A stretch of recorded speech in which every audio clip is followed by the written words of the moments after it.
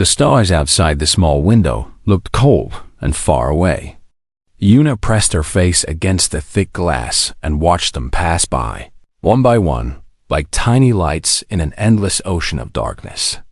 She had always dreamed of seeing the stars up close. She had trained for years to become part of Earth's first deep space research team.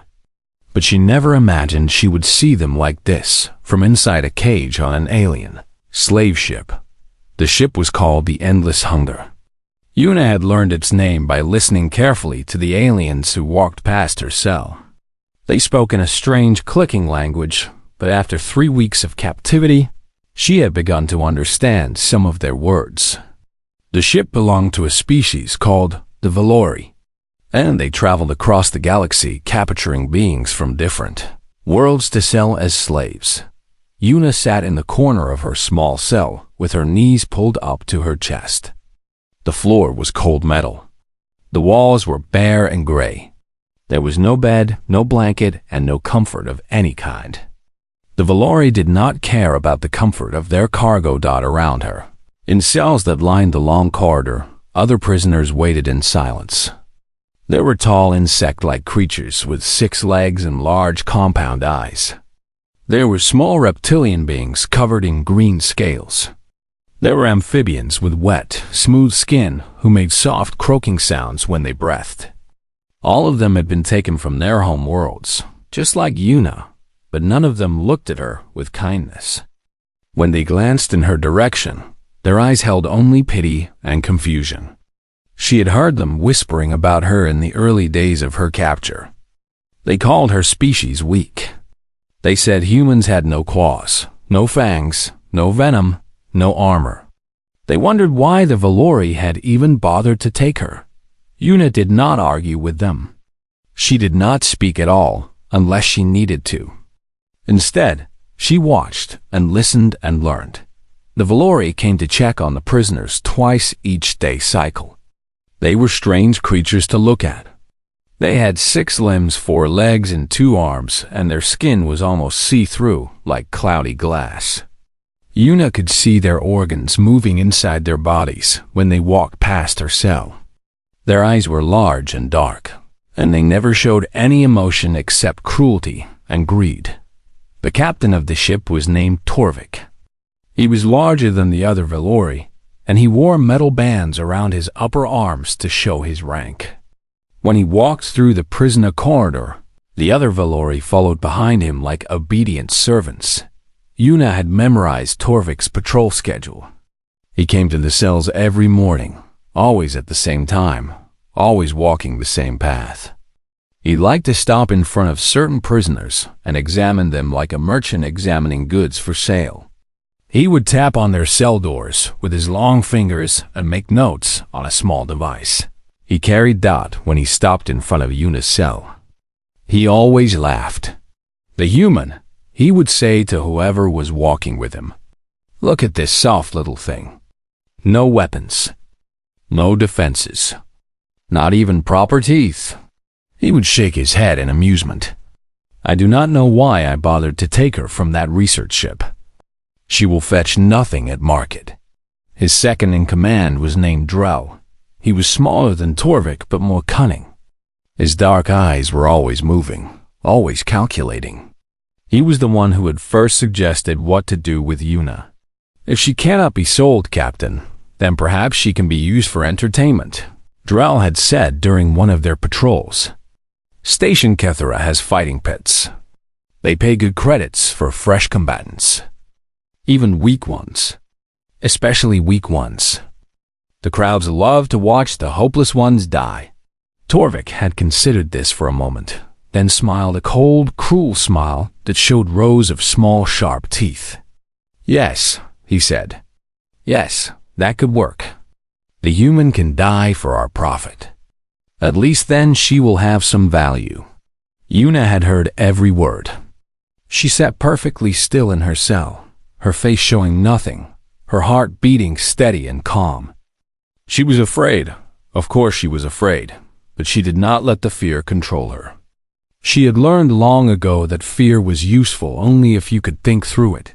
That night, When the lights in the corridor dimmed and the other prisoners fell into restless sleep, Una began to plan. She thought about the layout of the ship. She had been paying attention during every moment of her captivity. She knew there were at least 50 Valori crew members on board.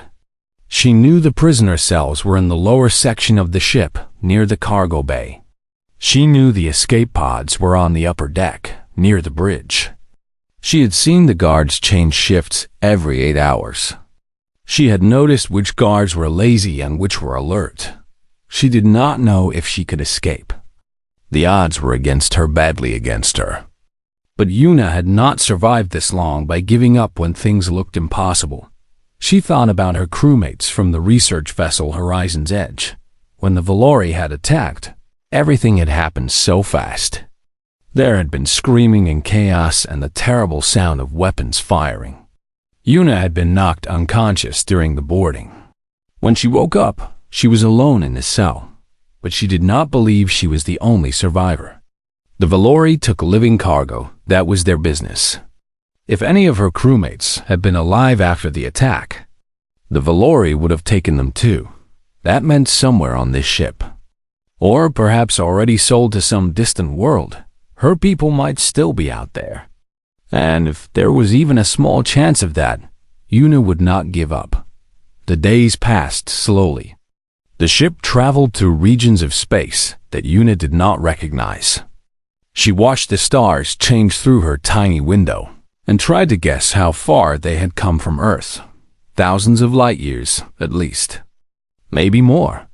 The distance was too vast to imagine, but distance did not matter. Hope did not need a map.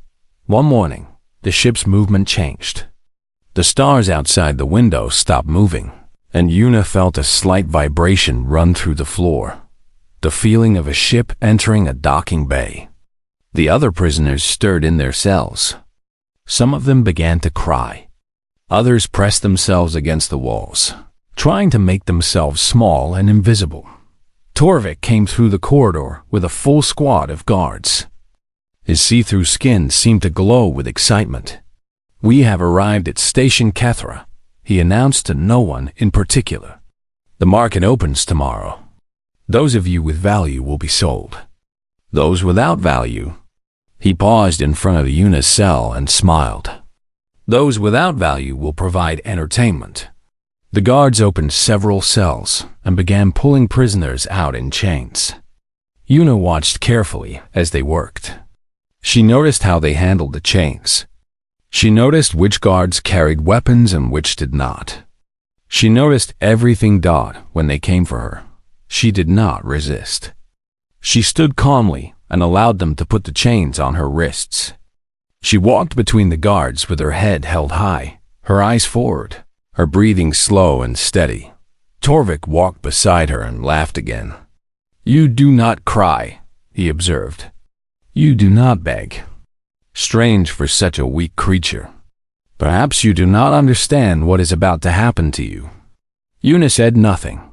"You will die in the arena," Torvik continued.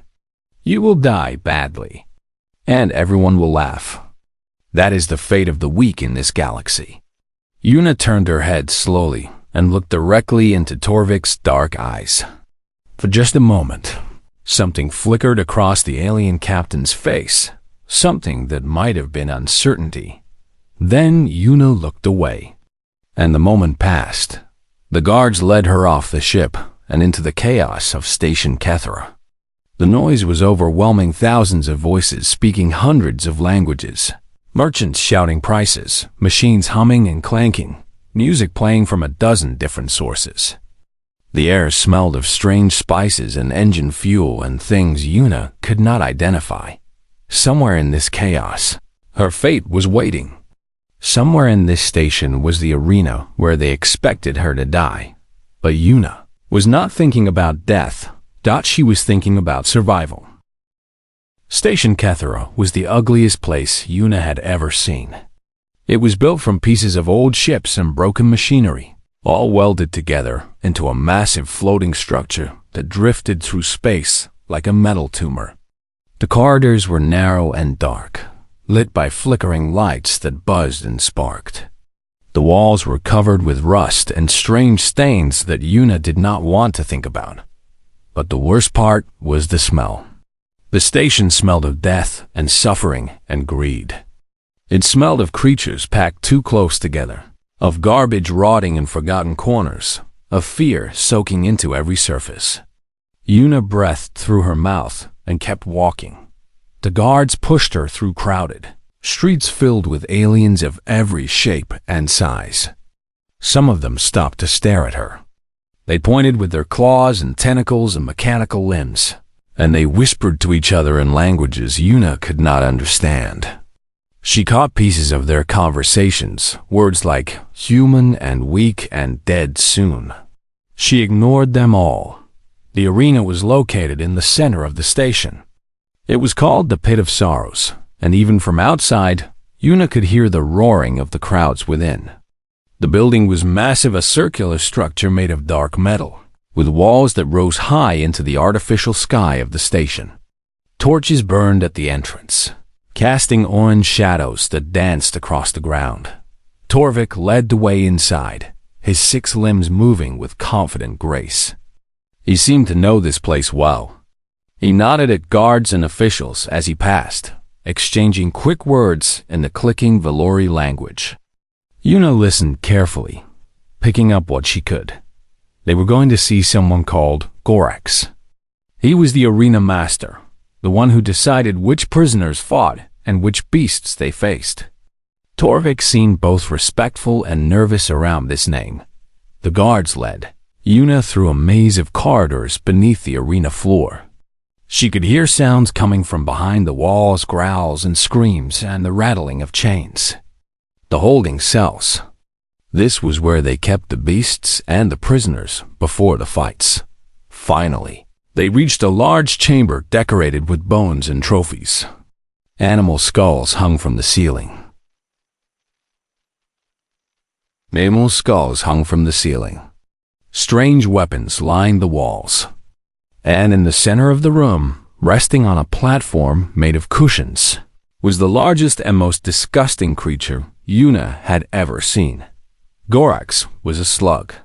Or at least, he looked like a slug, a massive bloated slug the size of a small car. His skin was pale and covered with slime that dripped onto the cushions beneath him. He had tiny eyes set deep into folds of fat, and when he breathed, his whole body jiggled and wobbled.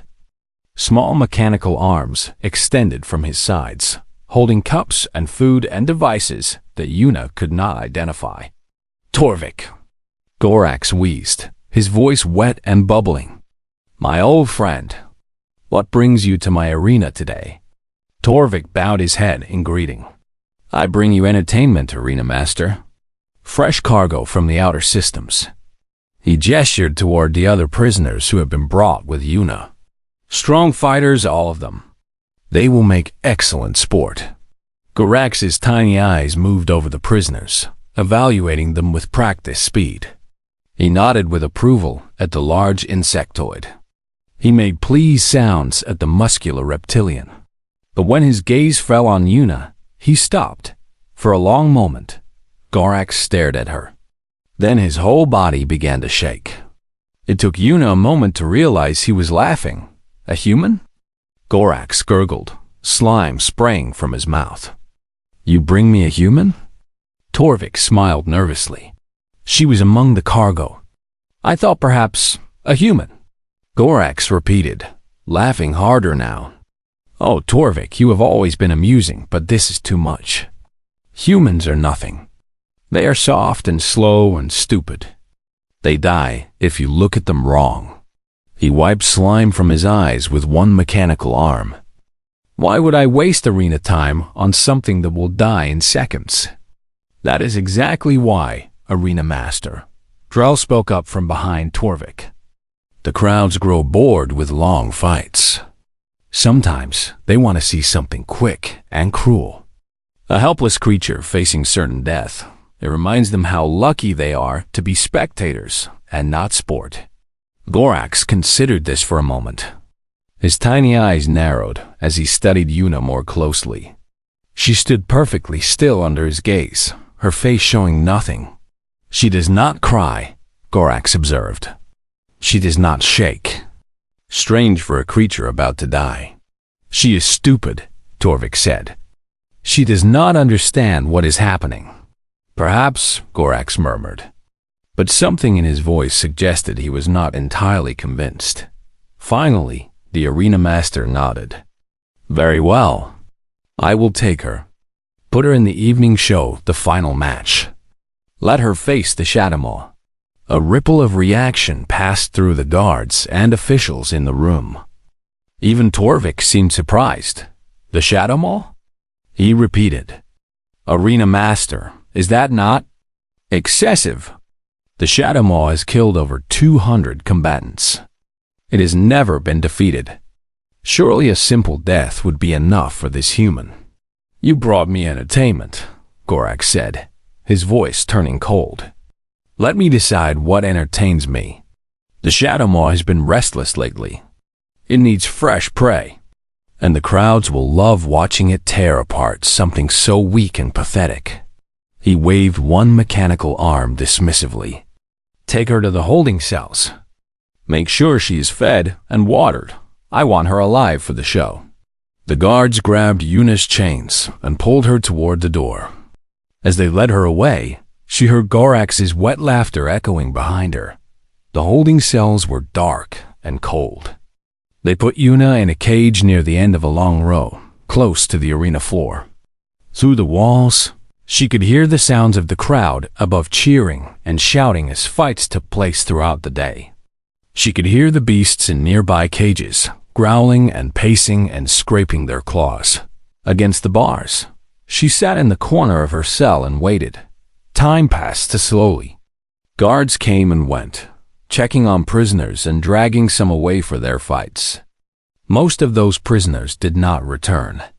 The ones who did were carried back broken and bleeding, thrown into their cells to either heal or die. Yuna watched everything. She noticed which guards were careful and which were careless. She noticed how the cell doors locked and unlocked. She noticed the patterns and rhythms of this terrible place. As the hours passed, she began to hear whispers from other prisoners about the Shadowmaw. They spoke of it with fear in their voices. They said it was a beast from a death world, a planet where every creature evolved to kill. They said its scales were harder than metal, and its claws could cut through anything. They said it had never lost a fight because nothing could hurt it and nothing could escape it. Yuna listened to their whispers, and she thought about what she knew of predators on Earth. She had studied animals as part of her research training. She had learned about lions and wolves and sharks and all the great hunters of her home world. She knew that predators were not just about strength and speed. They were about instinct. They were about reading signals: fear, weakness, submission. A predator could sense when its prey was afraid, and that fear triggered the attack. But there was something else she knew about predators. Something important. They did not attack what they did not understand. A strange smell, an unusual movement, an unexpected reaction. These things made predators hesitate. They made them curious instead of aggressive. Because even the greatest predator knew that unknown things could be dangerous. Yuna closed her eyes and breathed slowly. She thought about the Shadowmaw waiting somewhere in this station, a massive beast that had never known defeat. She thought about what she would do when she faced it. Running would not save her. Fighting would not save her. She had no weapons, no claws, no armor. By every measure the galaxy used, she was helpless. But Yuna was human. And humans had survived on Earth not by being the fastest or the strongest, but by being something else entirely. They had survived by being stubborn, by refusing to give up, by looking death in the eye and not looking away. Evening came. The guards arrived at her cell. Time to die, human, one of them said, almost kindly. Perhaps he felt sorry for her. Perhaps he had seen too many creatures walk this same path. Yuna stood up calmly. She walked out of her cell without being dragged. She moved through the corridors with steady steps, following the guards toward the arena floor. She could hear the crowd, now thousands of voices rising and falling like waves. They were chanting something. It took her a moment to understand the words. Shadowmaw! Shadowmaw! Shadowmaw! The guards led her to a large metal door. Beyond it, she could see the arena, a vast circular space covered with sand, surrounded by walls too high to climb. Above the walls, rows of seats stretched upward, filled with spectators of every alien species.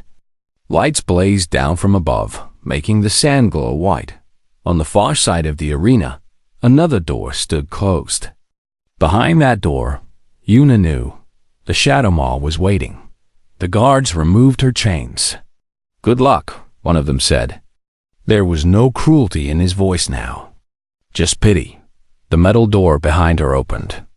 Yuna walked forward onto the sand. The crowd roared, and across the arena, the Shadowmaw's door began to rise. The door rose slowly, metal grinding against metal. The crowd fell silent. Thousands of alien beings held their breath, their eyes fixed on a dark opening across the arena. Even the air seemed to grow still, heavy with anticipation. Then the Shadowmaw emerged. It was the most terrifying creature Yuna had ever seen. It walked on 4 massive legs, each one thick as a tree trunk. Its body was covered in scales so black they seemed to absorb the light around them. The scales overlapped like armor plates, smooth and hard and seemingly impossible to penetrate. Its head was long and shaped like a wedge, with rows of teeth visible even when its mouth was closed. And its eyes burned amber in the arena lights, glowing like hot coals in a fire. The beast was at least 3 meters tall at the shoulder. When it moved, the sand trembled beneath its weight. It walked slowly into the arena, its massive head swinging from side to side as it surveyed its territory. Every movement spoke of power and confidence and absolute dominance. The crowd began to cheer again, chanting the creature's name. The Shadowmaw paid them no attention. Its glowing amber eyes had found Yuna. She stood alone in the center of the arena, small, soft, unarmed. By every measure the galaxy used to judge strength, she was nothing, a meal. A moment of entertainment before the real business of the evening continued. The Shadowmaw began to move toward her. Yuna did not run. She could feel fear rising in her chest, cold and sharp and urgent. Every instinct in her body screamed at her to flee, to try to escape, to do something other than stand still while death walked toward her. But she had thought about this moment for hours in her cell. She had prepared herself, and she knew that running would only trigger the beast's hunting instinct. Instead, she stood perfectly still. She kept her breathing slow and steady. She relaxed her muscles, letting the tension drain from her shoulders and her hands. She was not prey. She would not act like prey. The Shadowmaw picked up speed. Its walk became a trot, then a run. The ground shook with each footstep. The crowd roared with excitement. This was what they had paid to see. The moment of the kill, the spray of blood. The screaming victim torn apart by the legendary beast. Yuna watched it come. She watched the muscles ripple beneath its scales. She watched its amber eyes grow larger and larger as it closed the distance between them. She could smell it now, a hot, musky scent like burning stone. She could feel the heat radiating from its body. The Shadowmaw was 5 meters away. Then 3. Then 1. It stopped. The crowd's cheering died in confusion. The Shadowmaw had come to a halt mere inches from Yuna, so close that she could have reached out and touched its snout. Its massive head hovered above her, jaws slightly parted. Hot breath washing over her like wind from a furnace. But it did not attack. For a long moment, the beast simply stood there, its amber eyes locked with Yuna's brown ones. It inhaled deeply, drawing in her scent. Its nostrils flared. Something changed in its expression, a subtle shift that most observers would have missed. Una did not look away. She did not blink. She met the creature's gaze with steady calm, her heart beating slow and strong in her chest. The crowd began to murmur. This was not what they expected. This was not how prey was supposed to behave. The Shadow Maw had killed over 200 combatants, and every single one had run or fought or screamed. Not one of them had simply stood still and looked death in the eye. In the arena master's box, Gorax leaned forward, his tiny eyes narrowing with interest. Something unusual was happening, and unusual things were rare in his arena. The Shadow Maw drew in another breath. It was studying her, Una realized. Not as prey, but as something unknown. Something that did not fit the patterns it had learned over years of arena fights. She understood what was happening because she had studied predators on Earth. Every great hunter learned to read the signals of its prey, the scent of fear, the tension of muscles preparing to flee, the rapid heartbeat of panic. These signals told the predator that it was safe to attack, that its prey was weak and vulnerable. But Una was not giving off those signals. Her heart was steady. Her muscles were relaxed. She smelled of calm, not fear. And in the Shadow Maw's ancient brain, alarms were going off. This creature, before it was not prey. This creature was something else. The beast tilted its massive head, studying her from a different angle. Its glowing eyes showed something that might have been confusion, or curiosity, or perhaps the beginning of respect. What the aliens of this galaxy did not understand, what they had never bothered to learn, was that humans were predators too. Not the fast, deadly kind that relied on claws and fangs. Humans were something far more unusual. They were persistence hunters. On Earth, millions of years ago, humans had hunted by following their prey across endless distances. They did not need to be faster than the animals they chased. They did not need to be stronger. They simply needed to keep moving, keep walking, keep following, until their prey collapsed from exhaustion. No other creature on Earth could match the human ability to travel long distances without rest, and the proof of that ancient hunting past lived in human eyes. There was something in the human gaze that other predators could recognize, something that said, "I am not afraid of you, and I have seen death before, and I do not give up." The Shadow Maw saw it now. For the first time in its life, it faced a creature that did not fear it. Slowly, impossibly, the Shadow Maw lowered its head. The crowd gasped. Gorax nearly fell from his platform in shock. Torvik's mouth hung open, his see-through skin turning pale. The great beast pressed its snout to the sand at Una's feet. Its amber eyes closed halfway. Its body relaxed, the tension draining from its massive muscles. It was bowing. Una stood in the center of the silent arena, a small human woman with no weapons and no armor. And the deadliest beast in the galaxy knelt before her like a devoted servant. For a long moment, no one moved. No one spoke. The entire station seemed to hold its breath. Then Una reached out and placed her hand on the Shadow Maw's snout. The beast's eyes opened fully. It looked up at her with an expression that was almost gentle. She could feel the heat of its scales beneath her palm, the slow rhythm of its breathing. She could feel the raw power contained in its massive body power that could destroy her in an instant if it chose. But it did not choose violence. It chose to accept her, to recognize her as something worthy of respect rather than something to be killed and eaten. The crowd began to stir. Confused voices rose from the stands. Some spectators were angry. They had paid for blood, not for this strange silent moment. Others were frightened. If the Shadow Maw could be tamed, what did that mean for the arena? For the entire system of entertainment that kept Station Kethra profitable? Gorax finally found his voice. "Guards." He wheezed, slime spraying from his mouth. "Guards, kill the human. Kill her now, But before any guard could raise a weapon, the Shadow Maw lifted its head and roared. The sound was unlike anything Yuna had ever heard. It was deep and powerful, a wave of pure force that shook the walls of the arena and rattled the seats in the stands. Spectators covered their ears and ducked down in fear. Guards stumbled backward, their weapons forgotten. And from somewhere beneath the arena, from the dark depths of the holding cells, other voices began to answer.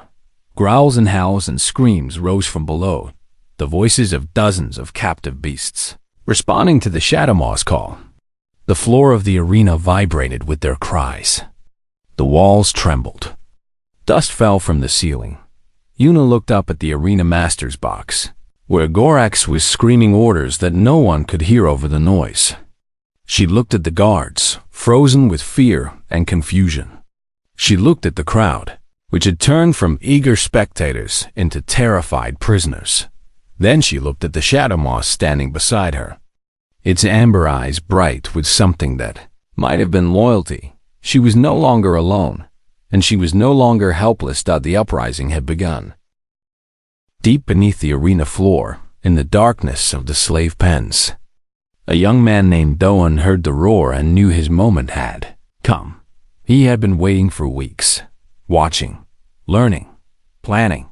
Like Yuna, he had been captured from the research vessel Horizon's Edge when the Valori attacked. Unlike Yuna, he had been put to work in the station's maintenance tunnels because of his engineering skills. The Valori did not realize that a human who could fix machines could also break them. Duhan was thin and tired after weeks of captivity, but his mind was sharp. He had spent every shift studying the station systems, the power grids, the security networks, the electronic locks that kept the cages closed. He had made small changes here and there, tiny modifications that no one noticed. He had been building towards something, waiting for the right moment to act. When the Shadow Maw roared, and the beasts in the holding cells answered, Dohan knew the moment had arrived. He moved quickly through the maintenance tunnels, his bare feet silent on the metal floor. He had memorized this route weeks ago. He knew exactly where to go and exactly what to do. The station's main security hub was a small room filled with computers and screens. One guard was supposed to watch it at all times, but Dohan had learned the guard's habits. At this hour, during the evening arena shows, the guard was always distracted, watching the fights on his personal screen, betting credits on which prisoners would die first. Dohan slipped through a ventilation shaft and dropped silently into the room behind the guard.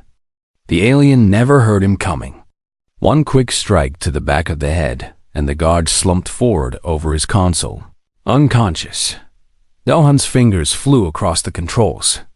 He had practiced this sequence 100 times in his mind. First, he disabled the alarm systems. Then, he overrode the emergency lockdown protocols. Finally, he accessed the central cage controls, the master system that kept every cell and cage on Station Kethra locked tight. On the screens in front of him, he could see chaos unfolding. The arena crowd was fleeing for the exits. Guards were running in every direction, unsure of what was happening. And in the center of the arena, a small human woman stood beside the most dangerous beast in the galaxy, looking like she owned the place. Dohan smiled.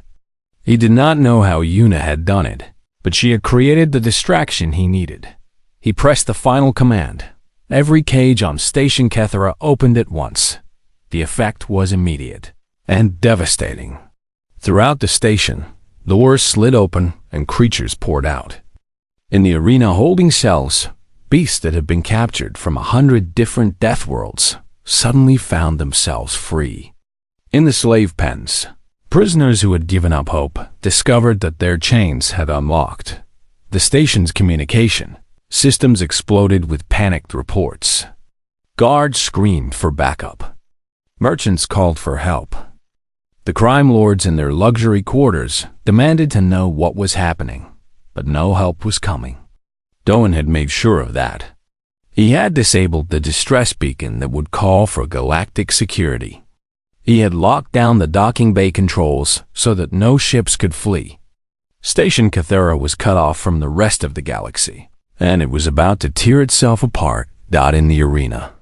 Yuna heard the distant sounds of chaos spreading through the station. She saw the guards abandoning their posts, fleeing for safety.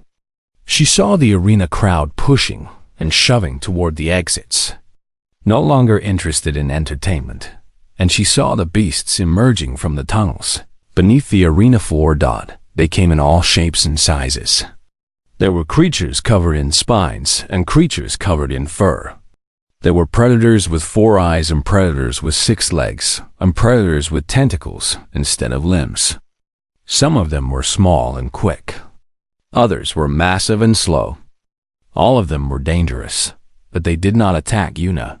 One by one, they emerged into the arena and stopped, their alien eyes fixed on the human standing beside the Shadowmaw. They could sense something unusual about her. They could feel the connection she had formed with the greatest predator among them. The Shadowmaw turned its massive head and made a low rumbling sound, not a roar, but something softer. A greeting. An invitation. The other beasts understood. They moved toward Yuna, forming a loose circle around her. Some of them lowered their heads in submission. Others simply stood and watched, waiting to see what would happen next. Yuna looked at the creatures surrounding her, an army of the galaxy's most dangerous predators. All of them listening, all of them waiting for her. She turned to face the arena master's box, where Gorax was still screaming orders at guards who were no longer listening. "Open the gates," she called out, her voice carrying across the arena. "Free the prisoners." All of them.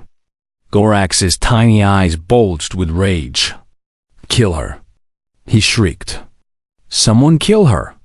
A few guards raised their weapons, but before they could fire, the Shadowmaw roared again. The sound was deafening. It shook the walls and cracked the supports of the arena seats. Several sections of the stands collapsed, sending spectators tumbling. The guards dropped their weapons and ran. Gorax screamed one final curse and began to slither toward a hidden exit at the back of his box. But he was too slow and too fat to escape what was coming. In the maintenance tunnels, Dohan was on the move. He had done his part. The cages were open, the security systems were down, and the station was in chaos. Now he needed to find Yuna and the other humans from their ship. He ran through corridors filled with fleeing aliens and freed prisoners. He dodged past overturned carts and broken machinery. Everywhere he looked, creatures were fighting or running or dying. The station had become a war zone, but Doan was not afraid. He had grown up on Earth, in a small town near the mountains. He had learned to hunt with his father, to track animals through forests, to stay calm when predators were near. These skills had seemed useless when he joined the research team, but now they might save his life. He made his way toward the docking bay, where the Valori ship Endless Hunger was still connected to the station. If there were other human survivors, they would be there, either still held prisoner on the ship or trying to escape. The docking bay doors were locked, but Dohan had already prepared for this. He pulled a small device from his pocket, a remote override he had built from stolen parts. One press of a button and the doors slid open. Inside, he found exactly what he expected. The Endless Hunger sat in the bay, its engines cold, its ramps still extended. Valori crew members were running toward it, desperate to escape the chaos. And standing at the foot of the main ramp, trying to organize the evacuation, was Captain Torvik. Doan pressed himself against the wall and watched. Torvik was shouting orders, his see-through skin flashing with stress. He was trying to get his crew onto the ship, but there was too much confusion, too much panic. The Valori were pushing and shoving each other. Their usual discipline, completely broken. Perfect. Duhan circled around the edge of the bay, staying in the shadows. He reached the ship's secondary airlock, a small entrance that the Valori rarely used. He entered the override code he had stolen from the station's computers weeks ago. The airlock hissed open. Inside the ship, Daohan moved quickly and quietly. He knew the layout from his time as a prisoner. He knew where the cells were, where the weapons were stored, where the bridge was located. He had memorized everything. Hoping for a chance like this, he found 3 other humans locked in the cargo hold, crew members from the Horizon's Edge, who had been captured during the attack. They stared at him with disbelief when he opened their cells. "Done?" One of them whispered. "How?" "No time to explain," he said. "We're taking this ship. Can you fight?" They nodded. Duhan led them to the weapons locker. He handed each of them a plasma cutter, not ideal for combat, but better than nothing. Then he led them toward the main airlock. Torvik was still outside, still screaming at his crew. He had no idea that his ship was no longer under his control. Doan stepped out onto the ramp, a plasma cutter in his hand. The freed humans stood behind him, ready to fight. "Captain Torvik," Doan called out. The Valori commander spun around, his dark eyes widening in shock. For a moment, he could not seem to understand what he was seeing. Humans, armed, standing on his ship as if they owned it. "You'd call this primitive," Doan said, his voice calm and steady. "You called us soft. You laughed at us." Torvik's hand moved toward his weapon, but he was too slow. From behind Doan, emerging from the shadows of the docking bay, came the Shadow Maw. The massive beast had followed the trail of chaos through the station, and now it stood between Torvik and any hope of escape. The Valori captain stared at the creature with pure terror in his eyes. His see-through skin had turned completely pale. "No," he whispered. "No, this is not possible." Behind the Shadow Maw, Yuna walked into the docking bay. She was surrounded by a pack of freed beasts, predators of every shape and size, all of them moving in perfect coordination, all of them following her lead. She looked at Torvik and smiled. "Everything is possible," she said. Torvik screamed. The Shadow Maw moved, and Torvik's screams did not last long. 3 days later, the station fell silent. The fires had burned themselves out. The screaming had stopped. The chaos had settled into an uneasy calm. Station Kethera, once the most notorious slave market in the outer systems, was empty of its former masters. The crime lords had fled or died. The merchants had abandoned their stalls. The guards had thrown down their weapons and begged for mercy. Some had received that mercy. Others had not. Yuna stood on the bridge of the captured Valori ship, looking out through the main viewport at the stars beyond. The vessel had been renamed. She had burned the letters of its old name off the hull and painted a new word in their place. Liberation. It was a good name, she thought. A name that meant something. Behind her, the bridge was busy with activity. Freed prisoners from a dozen different worlds worked at the various stations, learning how to operate the ship's systems. They were not trained crew members, but they were learning fast. Desperation and hope were powerful teachers. Dahan sat at the navigation console, plotting a course through unfamiliar space. He had found star maps in the ship's computer Valori records of their trade routes and hunting grounds. Among those records, he had found something precious. The location of Earth. It was far. Thousands of light years, through regions of space that no human had ever crossed. But it was there, marked on the map like a beacon calling them home.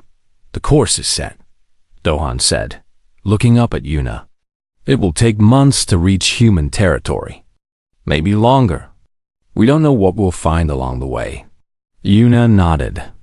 "Then we'll deal with whatever comes." "That's what we do."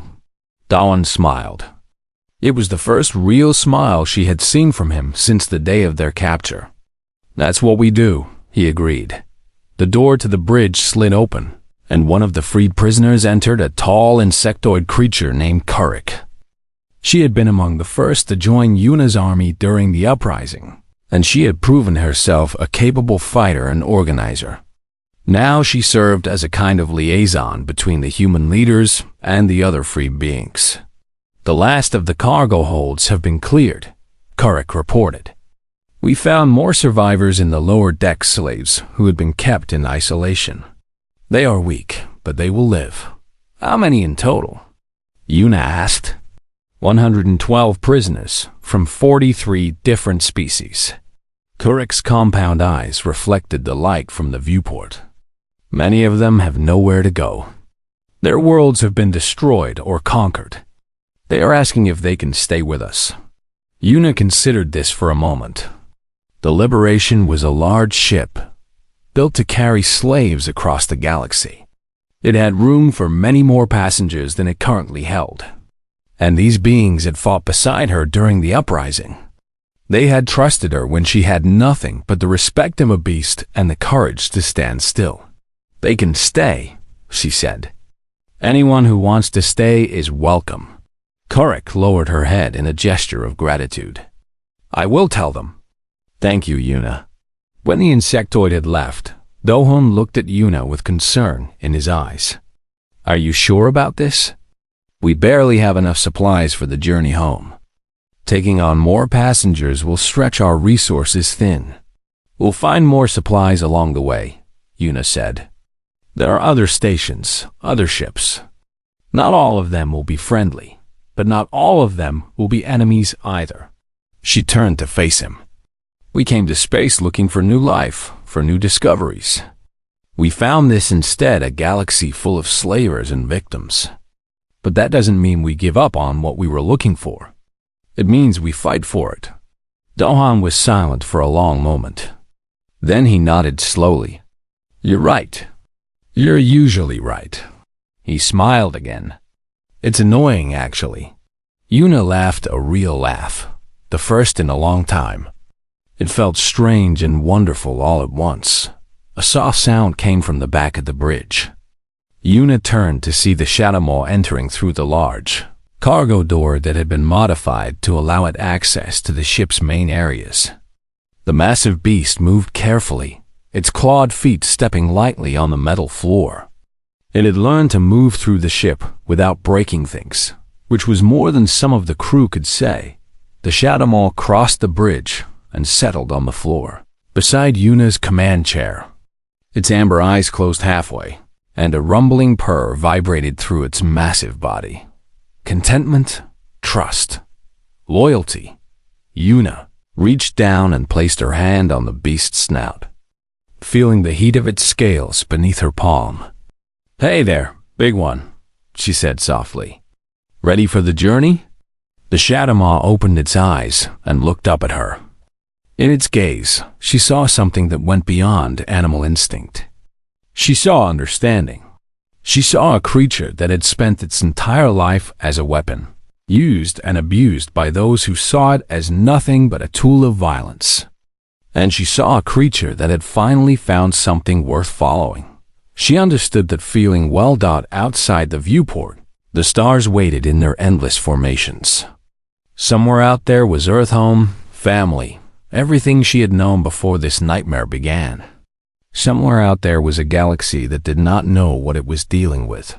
Humanity had been captured, enslaved and scheduled for execution in an arena.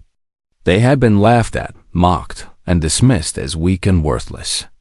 The galaxy had looked at them and seen nothing but soft flesh and small teeth and slow reflexes. The galaxy had been wrong. Yuna reached for the ship's communication system. She had been composing a message in her head for days, thinking about what she wanted to say. Now it was time to say it. Open a broadcast channel, she told the crew member at the communication station. All frequencies. I want everyone to hear this. The crew member's fingers moved across the controls.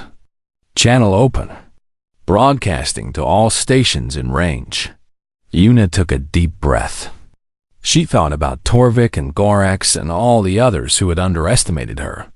She thought about the freed prisoners in the cargo hold, the beasts walking the corridors of her ship. the stars that stretched out before her like a road to the future. Then she spoke. This is the Liberation. Formerly, the Valori slave ship, Endless Hunger. I am Yuna, a human from the planet Earth. 3 days ago, I was thrown into an arena and expected to die. The beast they sent to kill me bowed instead. And now I am coming. She paused, letting the words sink in across the void. I have a message for every slaver, every criminal, every being in this galaxy who trades in the lives of others. We are humanity. We do not bow. We do not break. And we are no longer alone. The creatures you have captured and caged and tortured stand with us now. The beasts you thought were only weapons have chosen their own side. The Shadow Maw lifted its head and roared a low, powerful sound that the communication system carried across the stars. We are coming to free every prisoner, every slave, every being held against their will. We are coming to tear down your markets and burn your chains. And when we are done, the galaxy will know that there is a species that looks weak but is not. There is a species that stands still when death approaches and makes death blink first. She smiled, and it was not a kind smile. The galaxy laughed at humanity. It will not laugh again. She signaled for the channel to close. Silence filled the bridge as the crew absorbed what she had just said. Then, slowly, the freed prisoners began to react. Some of them cheered. Others wept. The beasts in the cargo hold and roared in response. Their voices joined together in a chorus of freedom. Dohan looked at Yuna with something like awe in his eyes. You just declared war on half the galaxy. I know, Yuna said calmly. We have one ship, 100 survivors, a pack of alien predators. Dohan shook his head, but he was smiling. We're absolutely insane. Probably, Yuna agreed. But we're also still alive. And we're going to keep it that way. She sat down in the command chair, the Shadow Maw resting at her feet like a loyal guardian. Around her, the crew of freed slaves and former prisoners prepared for the journey ahead. Outside, the stars burned with cold fire, waiting. Somewhere in the galaxy, slavers were receiving her message. Somewhere, crime lords were trying to figure out what had happened to Station Kethra. Somewhere, the forces of cruelty and greed were starting to realize that something had changed. Humanity had arrived in the galaxy as captives. Now they would return as something else entirely. Yuna looked out at the stars and thought about the long road ahead. There would be battles and setbacks and moments of despair. There would be losses and sacrifices and hard choices. The galaxy was vast and ancient and full of enemies, but humanity had faced extinction before. They had survived ice ages and plagues and wars that nearly destroyed them. They had clawed their way from caves to starships, from prey to predators, from isolated wanderers to a species that touched the moon and dreamed of touching the stars. They had never given up. They never would. The Liberation's engines hummed to life. The ship began to move, slowly at first, then faster, accelerating toward the unknown. And behind it, trailing like shadows in the void, came the beasts who had bowed not to a conqueror, not to a master, but to something they recognized in the small human woman's steady gaze, to someone who refused to be afraid, to humanity.